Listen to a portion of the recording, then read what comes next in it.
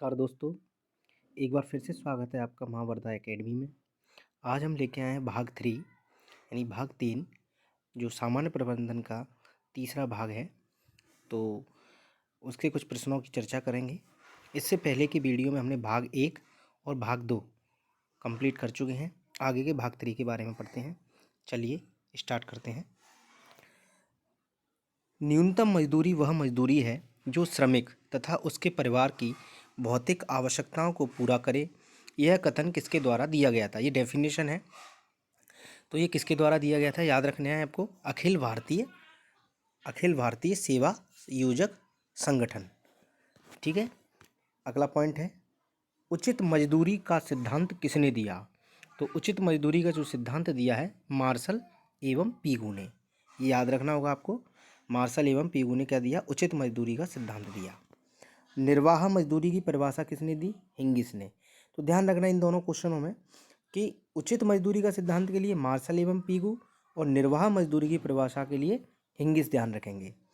अगला पॉइंट है, भारत में लेखा मानक फर्स्ट इस विषय में व्याख्या करता है।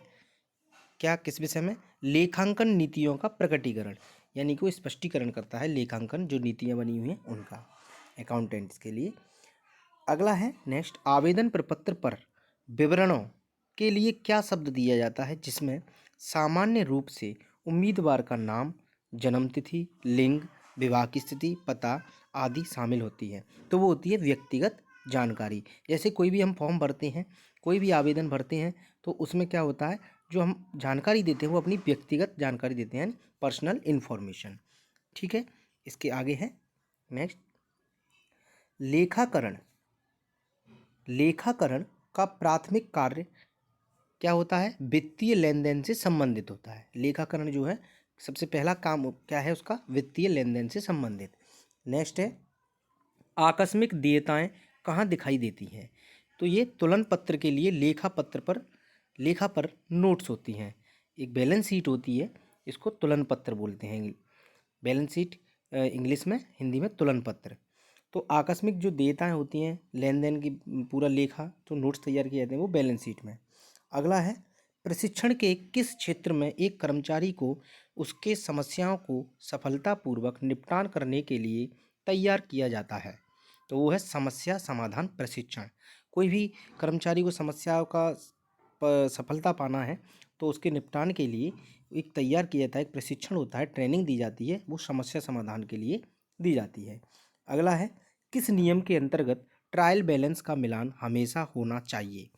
प्रत्येक डेबिट का तदनुरूप क्रेडिट होता है, यानी जो डेबिट क्रेडिट है उनका पूरा बैलेंस। अगला है, राष्ट्रपति, उपराष्ट्रपति, कार्यकारी निदेशक आदि किस स्तर के प्रबंधक होते हैं? तो ये होते हैं शीर्ष प्रबंधक। शीर्ष, इसको हम बोल सकते हैं प्राथमिक प्रबंधक भी होते हैं, जो कि फर्स्ट कैडर में आते हैं, यानी शीर्ष प्रबंधक के नाम से हम समझेंगे इनको। अपर लेयर, जिसको अपर प्रबंधक जो भी समझो आप अपने के लिए। तो राष्ट्रपति, उपराष्ट्रपति, कार्यकारी निदेशक, ध्यान रखना ये किस स्तर के होते हैं, किस लेवल के होते हैं? ये शीर्ष प्रबंधक होते हैं, उच्च हाई लेवल के। ठीक है। अगला है, धन वक्तव्यों के उपयोग और स्रोतों को किसके हिस्से के रूप में परीक्षित किया जाएगा? तो निधि प्रवाह विश्लेषण। निधि यानी कि जो आपने सिक्योरिटी रहती है उसके विश्लेषण करते हैं। इसके आगे है नेक्स्ट, प्रतिफल की आवश्यकता दर जो ऋण निवेश को शेयर धारकों के हितों का संरक्षण करने के लिए बनाई जाती है, तो वो होती है ऋण की लागत, कॉस्ट ऑफ डेप्थ। अगला है, कौन सी प्रणाली प्रबंधकों को परिष्कृत प्रणालियों विकसित करने में मदद करता है जिससे सूचना पर बेहतर नियंत्रण मिलेगा? तो वो होती है कंप्यूटर आधारित सूचना प्रणाली। अगला है, पूंजीगत व्यय कहाँ दिखाई देता है? तो वो दिखाई देता है बैलेंस शीट में। अगर आपको हिंदी में अगर ऑप्शन मिलता है तो तुलन पत्र, उसको ध्यान रखना है आपको। तो बैलेंस शीट में वो पूंजीगत व्यय पूरा दिखाई देता है। अगला है, नियंत्रण विस्तृति को निर्धारित करने का सूत्र किसने प्रस्तुत किया? तो ध्यान रखना होगा वी ए ग्रेक्यूनास ने दिया था, ये सूत्र प्रस्तुत किया था नियंत्रण विस्तृति को। अगला है, मुद्रास्फीति की वजह से मुद्रा का मूल्य कैसा होता है? समय के साथ कम हो जाता है। मुद्रास्फीति की वजह से मुद्रा का जो मैं मूल्य है वो कैसा हो जाता है, समय के साथ कम हो जाता है। मुद्रा मूल्य में कमी के कारण क्या होता है, व्यक्ति भविष्य की तुलना में वर्तमान में उपभोग करना पसंद करता है, यानी वो फ्यूचर की ज़्यादा सोचता नहीं है, वो वर्तमान में ही सारे उपभोग करना पसंद करता है। इसके बाद है मुद्रा का मूल्य अलग अलग समय पर बिंदुओं पर अलग अलग होता है, यानी कि मुद्रा का जो मूल्य होता है वो अलग अलग टाइम पर अलग अलग होता है, फिक्स नहीं होता है वो। अगला है एक अनूठा प्रतीक। एक अनूठा प्रतीक जो कि ब्रांड का एक हिस्सा होता है किस रूप में जाना जाता है, तो उसको एक लोगो बोलते हैं। जैसे किसी भी चीज़ का एक कंपनी का एक खुद का एक लोगो होता है, यानी ब्रांड होता है, तो ब्रांड के साथ वो लोगो तैयार करते हैं, तो वो किस रूप में जाना जाता है, लोगो। अगला है संख्यात्मक पदों में दी गई भविष्य अवधि की अपेक्षित परिणामों को संदर्भित करता है, वो है बजट। यानी कि भविष्य की जो अवधि होती है, भविष्य के लिए हम बजट तैयार करते हैं, जो भी मैटर कंपनी या सरकार भी अपने अपने जो वित्तीय व्यवस्थाएं होती हैं उनके बारे में चर्चाएं करती है और आगामी बजट के बारे में बताती है कि ये करने वाले हैं हम। अगला है किस व्यक्तिगत मूल्यांकन गतिविधियों में मूल्यांकनकर्ता को कर्मचारी के व्यवहार के प्रबल एवं कमजोर पहलुओं के वर्णन करने के लिए कहा जाता है, तो वो होता है निबंध मूल्यांकन। क्या होता है, निबंध मूल्यांकन। अगला है कौन सी प्रबंधन शैली उत्पादन के प्रति निम्न सरोकार और लोगों के प्रति निम्न सरोकार के द्वारा अभिलक्षित की जा सकती है। अबंधता यानी हस्तक्षेपी, यानी उनमें हम हस्तक्षेप ना करें तो। अगला है शॉप फ्लोर कार्यकर्ता किस स्तर के प्रबंधक के साथ जुड़े रहते हैं, तो वो होता है निम्न स्तरीय लो लेवल प्रबंधकों के साथ, जो शॉप फ्लोर कार्यकर्ता होते हैं। इसके बाद है कच्चे माल की खरीद के लिए भुगतान और बिक्री से नकद की वसूली के बीच के समय अंतराल को क्या कहा जाता है, तो वो होता है कैश साइकिल यानी नकद चक्र। यानी कि कच्चे माल की खरीद और उसका भुगतान के साथ जो है बिक्री नकद के वसूली के रूप में समय अंतराल यानी बीच में कुछ टाइम दिया जाता है, तो उसको हम बोलते हैं कैश साइकिल। नेक्स्ट है लोगों को आंकने की प्रवृत्ति जो कि ये उस समूह के अवगम पर आधारित है जिससे भी संबंधित होते हैं, क्या कहलाती है, वो होती है रूढ़िबद्धता यानी स्टीरियोटाइपिंग। इंग्लिश में बोलते हैं इसको, हिंदी में रूढ़िबद्धता। नेतृत्व के कौन से सिद्धांत के अंतर्गत माना जाता है कि नेताओं में कुछ सहज व्यक्तिगत लक्षण होते हैं, तो वो होता है नेतृत्व का विशेषक सिद्धांत। वो नेतृत्व यानी लीडरशिप अच्छा करते हैं, ये विशेष सिद्धांत है, इसमें नियम में बताया गया है। अगला है किसका प्रयोग अधीनस्थों की गतिविधियों को मापने और सही करने के लिए किया जाता है जिससे यह सुनिश्चित हो सके कि कार्यक्रम योजनाओं के अनुरूप है, तो वो है नियंत्रण। क्या होता है, नियंत्रण, कंट्रोल करना। एक मशीन की खरीदारी किसका एक उदाहरण है, तो वो है पूंजी व्यय का। क्या है, पूंजी व्यय का, पूंजी खर्च का। अगला है लेन देन के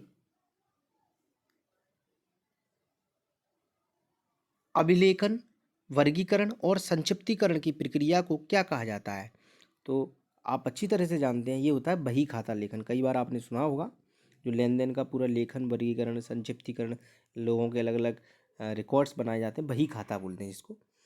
एक वित्तीय विवरण में पैसे छोड़ना और आंकड़ों का निकटन करना किस पर आधारित होता है, वो होता है माधा अवधारणा। इसको हिंदी में बोलते हैं, इंग्लिश में बोलते हैं मैटेरियलिटी कंसेप्ट।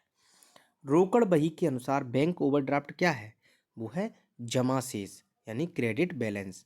जो आपका क्रेडिट बैलेंस रहता है बैंक में वो। कौन लोग व्यक्ति निष्ठता, विचारों की भीतरी दुनिया, भावनाओं और विचारों पर केंद्रित रहते हैं, यानी वो खुद के ही बारे में खुद से सीमित सोच रहती है, ऐसा बोल सकते हैं हम। तो ऐसे व्यक्तियों को हम बोलते हैं अंतर्मुखी।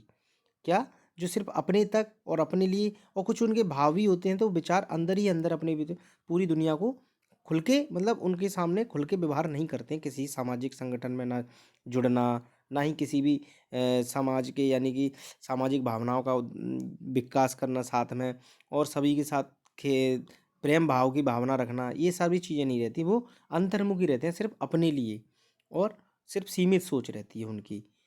नेक्स्ट है, तो ध्यान रखना, अच्छा क्वेश्चन है। सामान्य स्टॉक के एक शेयर का बाजार मूल्य किसके द्वारा निर्धारित किया जाता है?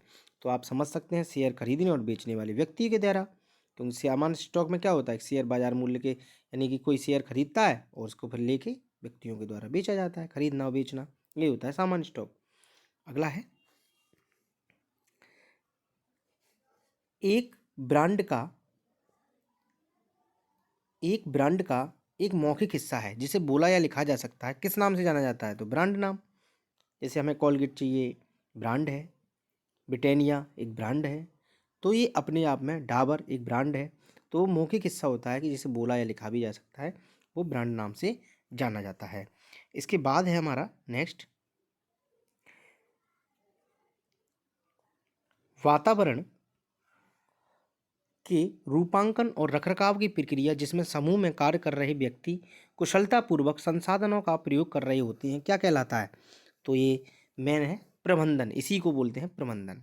क्या होता है? वो प्रबंधन होता है। वह समय अवधि क्या कहलाती है जिसमें स्थायी परिसंपत्ति के निवेश को पुनः प्राप्त किया जाता है? तो वो होती है भुगतान वापसी की अवधि, इंग्लिश में इसको पे बैक बोलते हैं। बिक्री प्रबंधन का एक सामान्य उद्देश्य क्या है?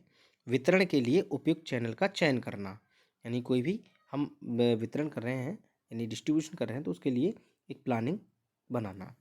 अगला है, फॉर्म में भरी गई ग्राहकों की प्रतिक्रिया किस प्रकार की सूचना है? वो है बाहरी सूचना। क्या है? बाहरी सूचना। विशिष्टीकरण एवं कुशलता ही संगठन का ढांचा निर्धारित कर रही है, यह कथन दर्शाता है, क्या दर्शाता है?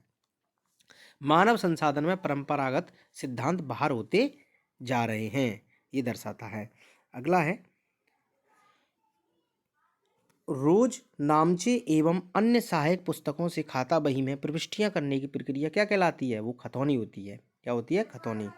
अगला है, किसी कर्मचारी के कार्य की प्रशंसा करना, पुरस्कार देना, क्या होता है? वो अभिप्रेरणा होता है, मोटिवेशन। कोई किसी ने अच्छा काम कर दिया तो हम उसको थोड़ा सा और पुरस्कार देंगे या उनकी प्रशंसा करेंगे, तो यही मोटिवेशन का काम करते हैं, जिससे क्या है, कर्मचारी को आंतरिक सुख यानी आंतरिक खुशी मिलती है और वो काम को और अच्छे ढंग से करने की कोशिश करता है।